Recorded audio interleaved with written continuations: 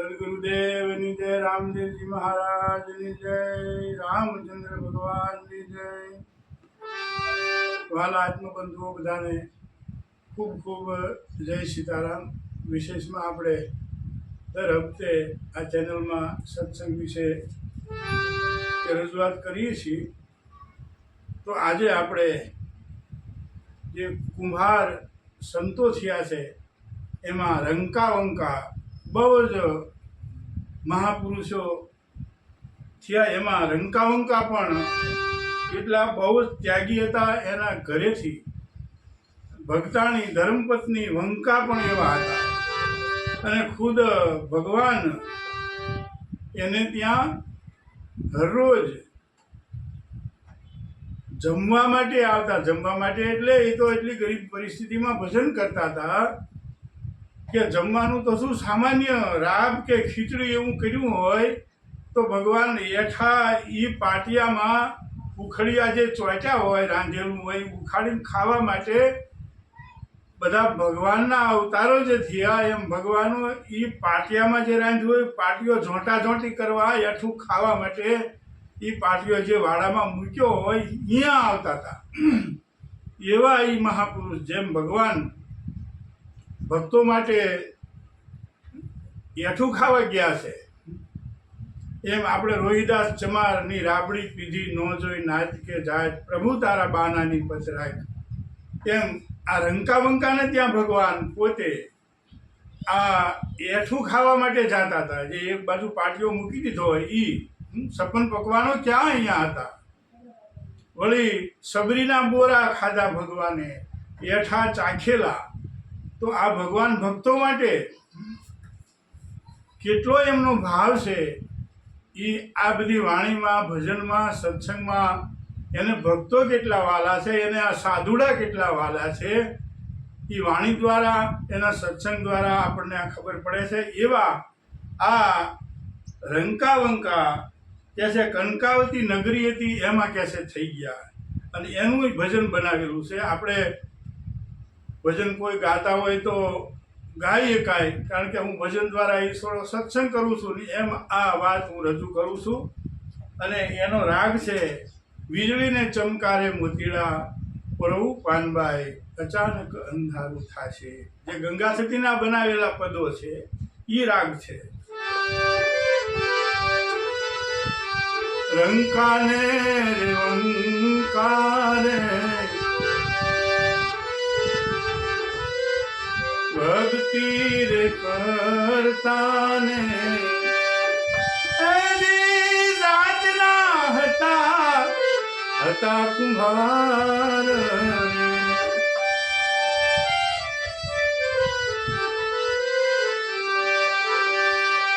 સુખ ને રે દુઃખ એને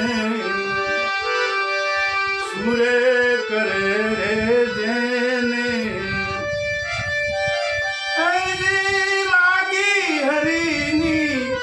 હરિહર લે સુખ ને દુઃખ જેને સુરે કરે એને લાગી હરિની હાર લે.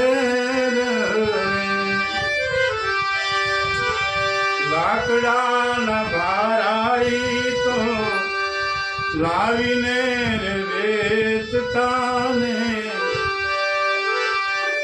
માંડ માંડ ભરાતા એમના પેટ.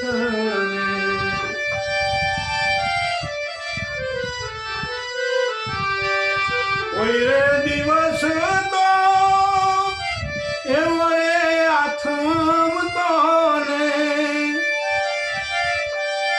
ભૂખ્યા રહે નાના બાળ.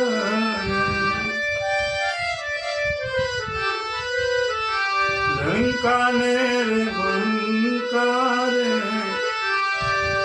ભક્તિ રે કરતાને એની જાતિ ના હતા ઈ કુંભાર. સુખ ને રે દુઃખ એને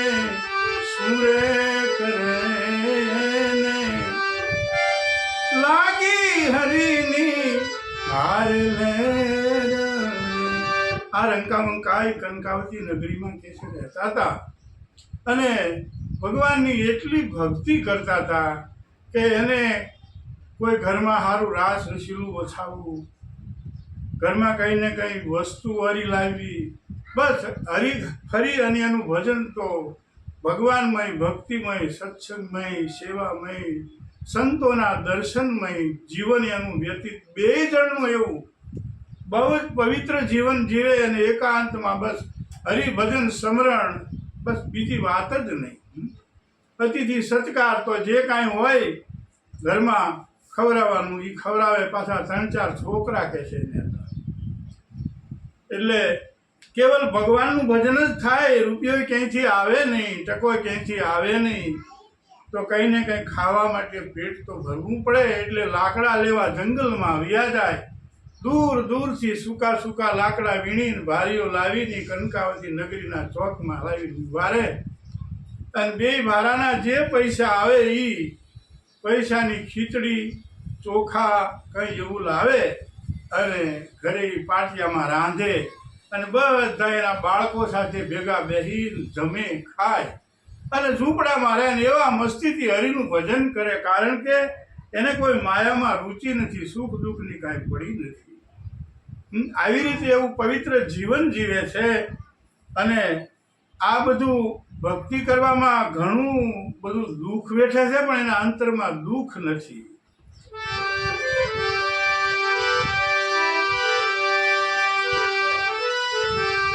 ભક્તોને કાજે પ્રભુજી પધાર્યાને આપી રે સોનાની એમને ઈટ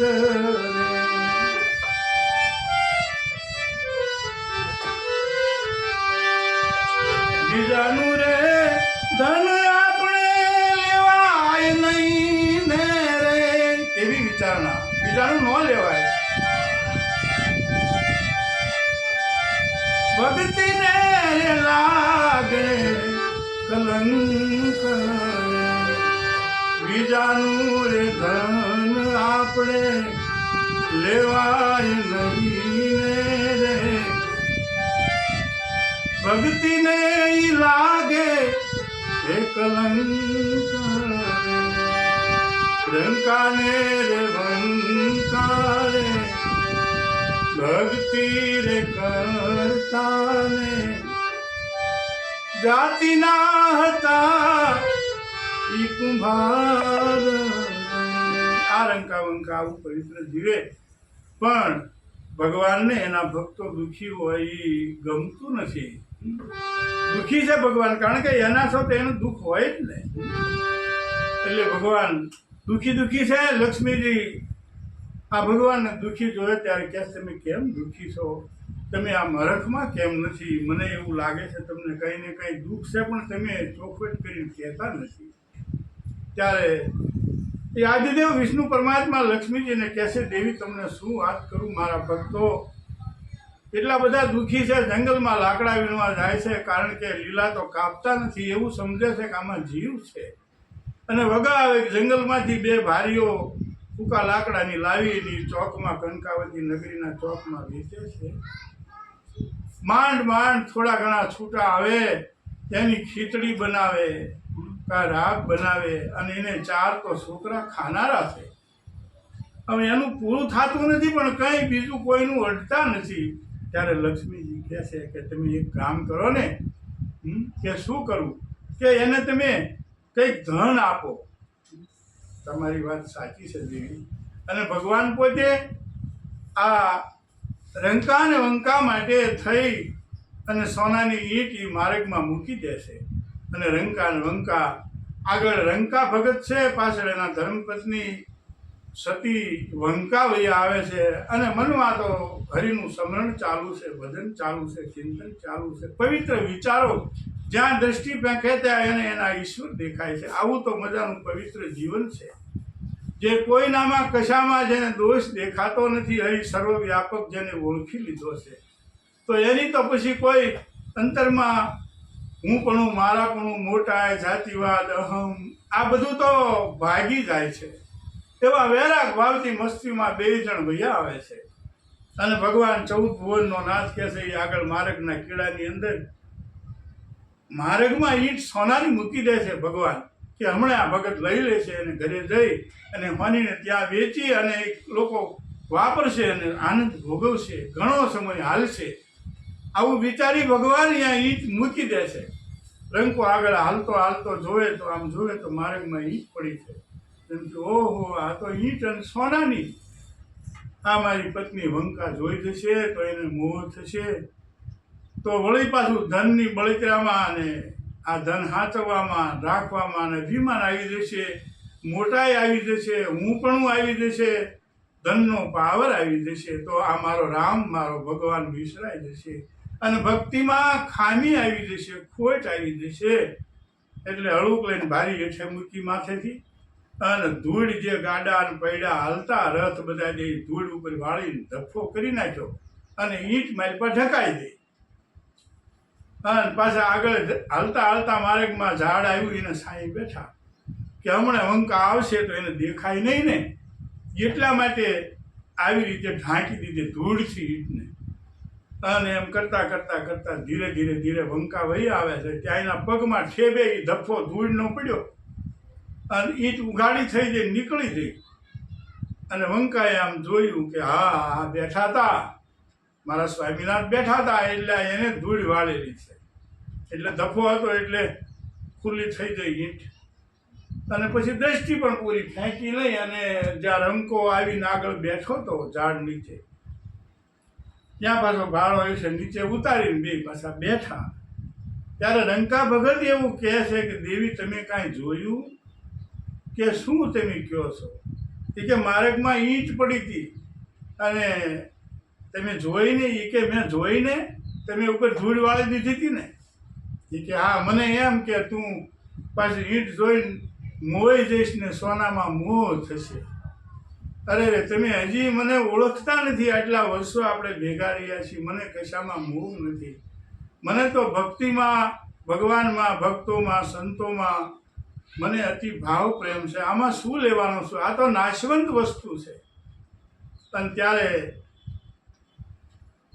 ભગત અતિ ખુશી થાય છે કે ધન્ય છે દેવી તમને. આવી રીતે ભગવાન પણ આ સોનું આપવા માટે જાય છે તો આ ભગત સોનું અડતા નથી અને પાછા એ લાકડાની ભારી ચોકમાં આવીને વેચે અને જે કંઈ આવે એનું પાછું ખીચડી કે રાબ જેવું પાટિયામાં મૂકે અને એ છોકરા રંકા વંકા ભેગા થઈને પાછું એ આહાડીને ખાઈ લે. એ સપન ભગવાન ના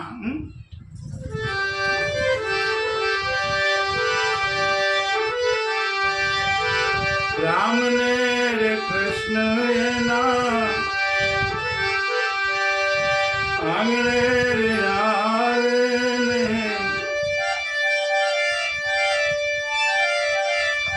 એઠવાડ જમવાને કાદરે સહુરે સંતોએ જ્યારે વાત આવી સાંભળીને મહેતાજી પધાર્યા જોને દ્વાર. 14 ભુવનના નાથ પોતે ભગવાન વિષ્ણુ પરમાત્મા, કૃષ્ણ પરમાત્મા, અવધના રાજા રામ પરમાત્મા, આ બધા દેવતાઓ જ્યારે રંકા વંકા આજે વાળું પાણી કરી લે, એ ઝૂંપડામાં હુતા હોય ની પાટીઓ બહાર મૂકી દે એટલે એ હેઠા પાટિયામાં હુખડિયા હોય જે થૂલીના રાબના, એ ખાવા માટે ઝોંટા ઝોંટી કરતા હોય. અને એ વાત આ બધા સંતો જાણી ગયા કે રંકા વંકાને ત્યાં બધા ભગવાન રાતે ઝોંટા ઝોંટી કરી અને એઠું ખાવા આવે છે. અને ત્યારે આ વાત કહે છે, એ વખતે નરસિંહ મહેતાને પડી ગયું, ઓહો આવા ભગત રંકા વંકા છે તો મારે એને ત્યાં જવું જોઈએ. કારણ કે જેને ત્યાં ભગવાન 52 વખત આવીને કામ કરી ગયા, એ નરસિંહ મહેતાને એટલું બધું અચરજ થયું કે આવા ભગત છે કે હા એમને ભગવાને હોનાની ઈંટ આપી હતી તો ઈંટ પણ એમને લીધી નથી. આવા ત્યાગી તો મેં કદી જોયા નથી અને લાઈવ હું રંકાવંકાને ત્યાં જાવ કહે છે. અને આ રીતે નરસિંહ મહેતા રંકાવંકાને ત્યાં જાય છે.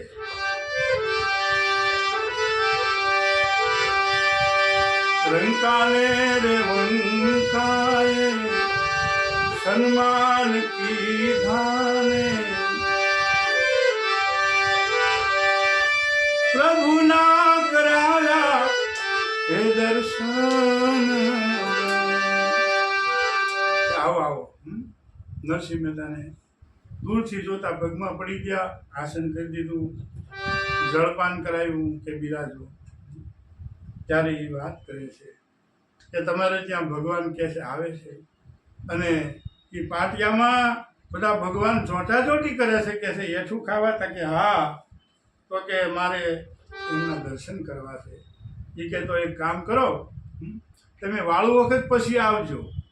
તમે સાંજે વાળું કરી લઈ અને પછી પાટીઓ વાડામાં એને મૂકી દઈ ઘર વાહે, અહીંયા એ ચોંટાચોટી કરે છે. તમે રાતે આવજો મોડા મોડા. અને કહે છે નરસિંહ મહેતા પછી ગયા જાય છે અને રાત્રિના ટાઈમે વાળું પાણી બધા કરી લે છે અને એ પાટીઓ વાડામાં મૂક્યો હોય છે. અને ત્યારે નરસિંહ મહેતા મોડા મોડા આવે છે. રંકાને વંકાએ જીને સન્માન કીધાને કરાયા પ્રભુના દર્શન. સંત રામ ચરણે ધીરજ ગાવે ધન્ય ધન્ય આવા સાધુડાનું અવતાર. રંકાને રંકારે ભક્તિ રે કરતાને જાતિના હતા રે ઈ કુંભાર. સુખને રે દુઃખ એને શું રે કરે ને રે લાગી હોય હરિની હારે લહેર. કારણ કે જેને હરી હારી લહેર લાગી હોય તેને સુખ દુઃખ ની શું ખબર હોય. એવા આ રંકા ભગત, આ વંકા ભગત થયા. અને ભગવાન આવા ભક્તો માટે, આવા સંતો માટે, આવા સાધુડા માટે એની ભક્તિ અને સેવાને પ્રતાપે દોડી દોડીને એની આંગણે જાય છે. એવા અનેક સંતો, અનેક ભક્તો, અનેક સતીનારીઓ આ અવની ઉપર થયા છે અને થશે. એવા આ રંકા ભગત, વંકા બધાને આપણે ખૂબ ખૂબ જય સીતારામ, જય રામદેવજી મહારાજ. બધા જોજો, સાંભળજો, ભૂલ થાય તો માફ કરજો. જય સીતારામ.